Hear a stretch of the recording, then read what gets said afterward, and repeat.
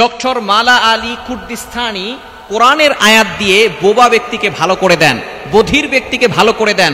তার কাছে যে সমস্ত মানুষ কথা বলতে পারে না, ছোট ছোট বাচ্চাদেরকে নিয়ে আসে এবং বড় যারা আছে কথা বলতে পারে না, তিনি কোরআনের আয়াত দিয়ে আল্লাহ পাক রব্বুল আলামিন এই কোরআনের ভিতরে যে মুজিজাত দিয়েছেন, কোরআন যে একটা মুজিজা, নবীজি সাল্লাল্লাহু আলাইহি ওয়াসাল্লামের উপরে কোরআন নাজিল হয়েছে, এটা হচ্ছে চাক্ষুষ প্রমাণ। ডক্টর মালা আলী কুর্দিস্তানি তিনি কোরআন দিয়ে বোবা ব্যক্তিকে ভালো করে দেন। সুবহানাল্লাহি ওয়া বিহামদি। Can you imagine? আপনি কল্পনা করতে পারছেন? বোবা ব্যক্তি কথা বলতে পারে না, বধির ব্যক্তি কানে শোনে না, তিনি শুধু কোরআনের আয়াত পড়ে ফু দেন, আল্লাহ পাক রব্বুল আলামিন এই কোরআনের পাওয়ারে তাকে সুস্থ করে দেন। সুতরাং তিনি একটা আয়াত বেশি পড়েন, তিনি যে আয়াতগুলো পড়েন তার ভিতরে একটা আয়াত বেশি পড়েন, সেটা হচ্ছে 15 নম্বর পারার 9 নম্বর পৃষ্ঠার 2 নম্বর লাইন, সূরা বানী ইসরাঈলের 82 নম্বর আয়াতে রব্বুল আলামিন বলেন, وَنُنَزِّلُ مِنَ الْقُرْآنِ مَا هُوَ شِفَاءٌ وَرَحْمَةٌ لِّلْمُؤْمِنِينَ وَلَا يَزِيدُ الظَّالِمِينَ إِلَّا خَسَارًا। আল্লাহ পাক রব্বুল আলামিন এই আয়াতে জানিয়ে দিয়েছেন, وَنُنَزِّلُ مِنَ الْقُرْآنِ مَا هُوَ شِفَاءٌ وَرَحْمَةٌ لِّلْمُؤْمِنِينَ। আমি আল্লাহ তাআলা মুমিনদের জন্য এই কোরআনটাকে রহমত স্বরূপ, শেফা স্বরূপ নাজিল করে দিয়েছি। কোরআন হচ্ছে মুমিনদের জন্য রহমত, কোরআন হচ্ছে মুমিনদের জন্য শেফা। কোরআনের ভিতরে এমন পাওয়ার রয়েছে, এমন মুজিজা রয়েছে, কোনো ব্যক্তি যদি ইয়াকিনের সাথে কোরআন দিয়ে শেফা পেতে চায়, আল্লাহ পাক রব্বুল আলামিন এই কোরআনের মাধ্যমে তাকে শেফা এবং সুস্থতার ব্যবস্থা করে দেন।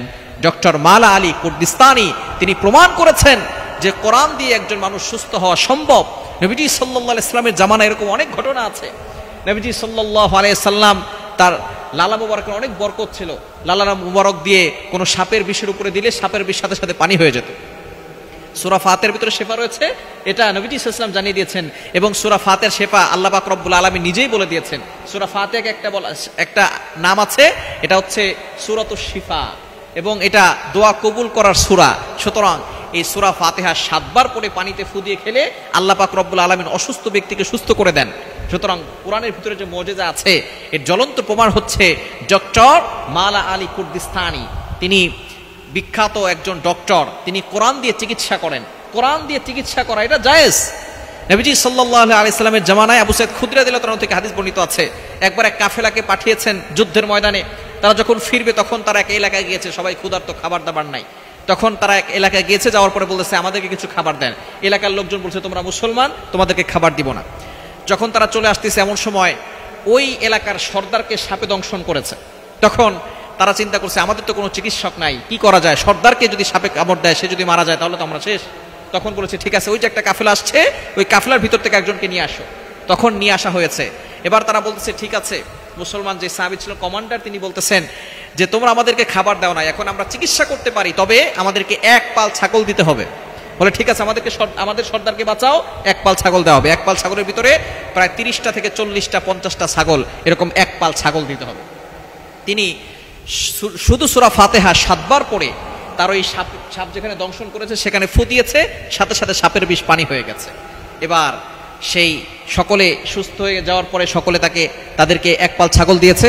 কিছু কিছু সাহাবী বলতেছে আমরা ছাগল খাবো, কিছু কিছু সাহাবী বলতেছে না, খাওয়া যাবে না, কোরআন বিক্রি করে খাওয়া যাবে না।